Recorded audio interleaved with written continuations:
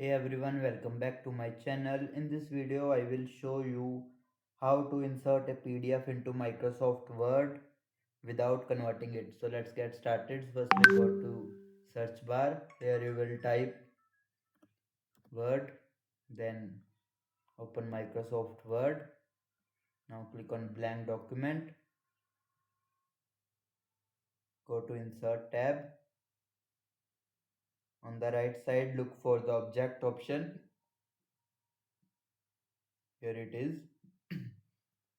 Click on object. Now here click on create from file, select browse. Now here you will select the PDF you want to add, then click on insert, then OK. Here it is. Your PDF is now inserted into the Word document, and that's how you insert a PDF into Microsoft Word quickly and easily.